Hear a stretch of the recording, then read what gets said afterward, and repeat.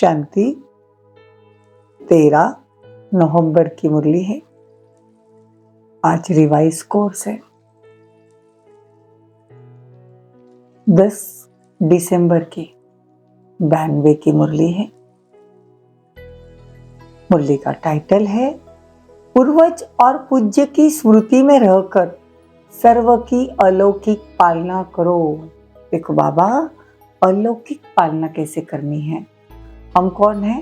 पूर्वज है और पूज्य भी है। ये स्मृति में अगर रहे तो हम सबकी अलौकिक पालना कर सकेंगे। आज विश्व रचता बाप अपनी श्रेष्ठ रचना को देख रहे हैं।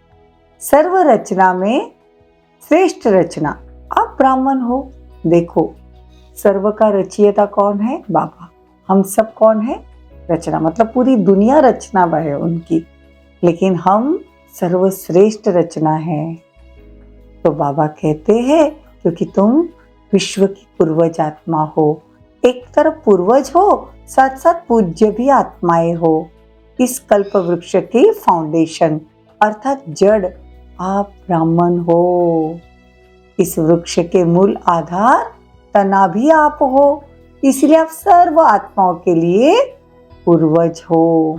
पूर्वज आत्माओं का डायरेक्शन चाहे डायरेक्ट चाहे इनडायरेक्ट, सर्व आत्माओं से कनेक्शन। हम बीज है ना, तो हम जो संकल्प करेंगे, हम जो सोचेंगे, वो पूरी दुनिया को पानी जाता है। इसीलिए बाबा कहते हैं कि आप डायरेक्ट चाहे इनडायरेक्ट, लेकिन सब धर्म की आत्माओं से हमारा कनेक्शन है। जैसे वृक्ष की सर्व टालियों का संबंध जड़ से व तना से जरूर होता है, तो हम कोई भी धर्म की जो आत्माएं हैं, तो बाबा कैसे सबसे तुम्हारा संबंध है। तुम पूर्वज हुए ना। पूज्य बनने में भी आप आत्माओं जैसी पूजा और किसी की नहीं होती। विधि पूर्वक हमारी पूजा होती है, ऐसे कोई धर्म पिता की पूजा नहीं होती। बाप के कार्य में जो आप ब्राह्मण साथी बनते हो, उन्हों को भी देवता व देवी के रूप में विधि पूर्वक पूजा होती है। और कोई भी धर्म पिता के साथी धर्म की पालना करने वाली आत्माओं की विधि पूर्वक पूजा नहीं होती। आपका गायन भी होता है तो आपका पूजन भी होता है। देखो, हम अपने को इतना सर्वश्रेष्ठ नहीं समझते। बाबा देखो कैसे नजर से हमको देखते हैं, क्योंकि हमारी पूरी कुंडली बाबा को मालूम है। आदि मध्य अंत पूरी हमारी तकदीर बाबा को मालूम है। तो बाबा बताते कि तुम क्या चीज हो। हमारा गायन भी होता है, हमारा पूजन भी होता है। गायन की विधि भी आप ब्राह्मण आत्माओं की सबसे न्यारी है। जैसे आप देवताओं का गायन बहुत सुंदर रूप में, कीर्तन के रूप में होता है, आरती के रूप में होता है, ऐसे अन्य आत्माओं का गायन इस प्रकार नहीं होता। देखो हमारी महिमा कैसे होती, वो भी बाबा बता रहे हैं। क्योंकि आप श्रेष्ठ रचना पूर्वज और पूज्य हो। आदि आत्माएं आप ब्राह्मण आत्माएं हो, क्योंकि आदि देव ब्रह्मा के सहयोगी श्रेष्ठ कार्य के निमित्त बने हो।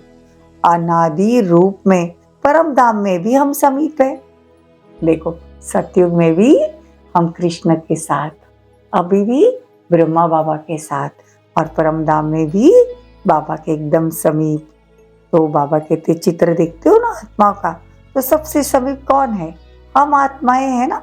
तो देखो, हम बाबा कहते हैं, तुम डबल विदेशी कहते हो ना, नियरेस्ट और डियरेस्ट हो, ऐसे अपने आप को समझते हो।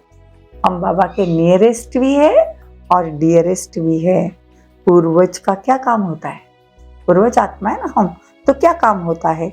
पूर्वज सभी की पालना करते हैं। बड़ों की पालना ही प्रसिद्ध होती है। तो हमको क्या करना है? सभी की पालना करनी है। बाबा कहते कितनी भी सेवा करनी है, हर एक पत्ते को पानी देना है। हर धर्म की आत्मा, पूरी विश्व की आत्माओं की पालना करने के हम निमित्त है। तो आप पूर्वज आत्माएं बड़े भाई अर्थात बाप समान हो।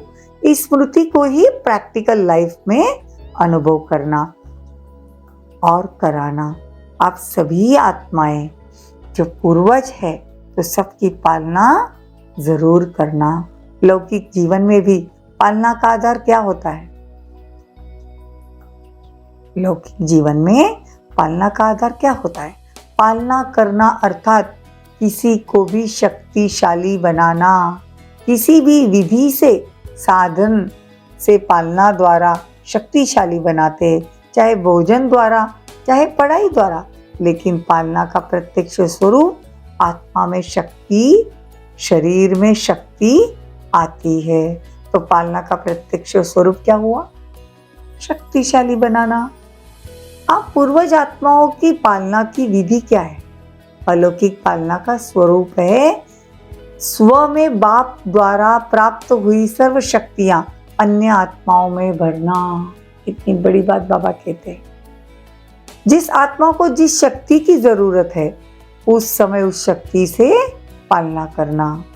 तो बाबा कहते हैं अभी विनाश और अशांति पूरे विश्व में बहुत तेजी से फैलने वाली है।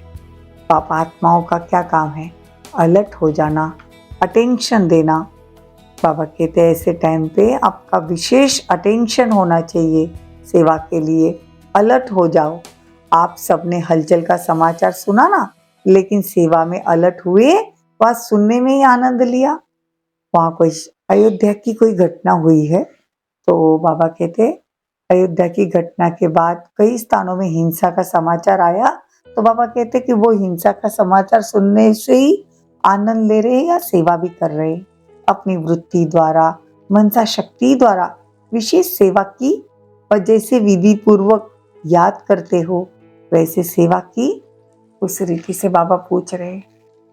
बाबा कहते हैं विश्व में हलचल तो और बढ़ने वाली है, समय प्रति समय और भी बढ़ेगी। आप आत्माओं का फर्ज है ऐसे समय पर आत्माओं में विशेष शांति की, सहन शक्ति की हिम्मत भरना। लाइट हाउस बन सर्व को शक्ति की और शांति की लाइट देना। तो श्रेष्ठ शक्तिशाली स्थिति द्वारा परिस्थिति को तुम पार कर सकेंगे। तो पार करने वाले शक्तिशाली खुद को अनुभव करते हो। अच्छा, चारों ओर के सर्व आदि देव ब्रह्मा के मददगार आदि आत्माओं को, सर्व आत्माओं के फाउंडेशन पूर्वज आत्माओं को, सदा सर्व आत्माओं प्रति बेहद सेवा की श्रेष्ठ वृत्ति रखने वाली आत्माओं को, सर्व रूहानी सोशल सेवाधारी आत्माओं को बाप दादा का याद प्यार और नमस्ते।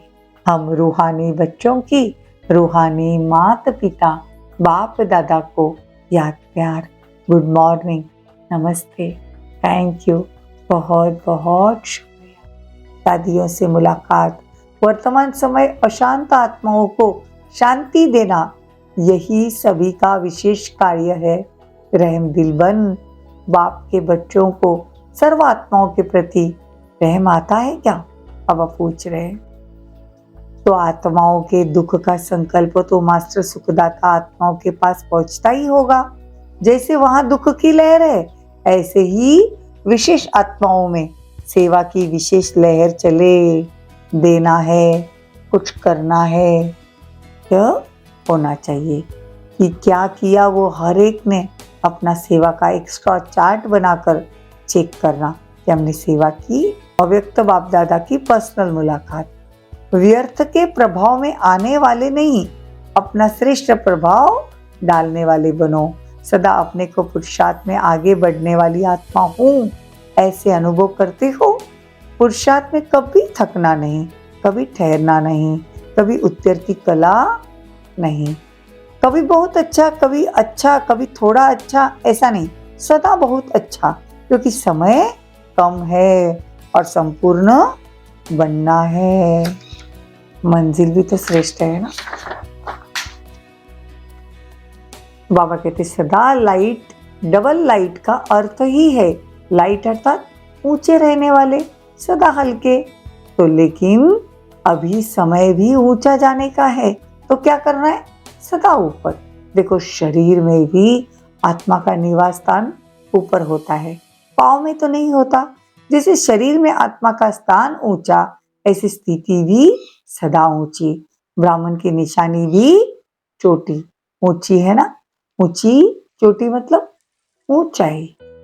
तो बाबा कहते हैं ब्राह्मण की दृष्टि भी सदा ऊपर रहे, क्योंकि आत्मा आत्मा को देखती है ना, तो आत्मा को देखकर बात करते हो, आत्मा से बात करते हो, आपकी दृष्टि आत्मा की तरफ जाती है। आत्मा मस्तक में है ना, तो ऊंची स्थिति में स्थित रहना सहज है ना। देखो बात करते टाइम भी आत्मा आत्मा एक दूसरे को देख के बात करनी है, ये प्रैक्टिस करनी है। सभी खुश रहते हो ना, दुख की लहर तो नहीं आती, क्योंकि जो दुखधाम छोड़ चले उनके पास दुख की लहर कैसे आ सकती है।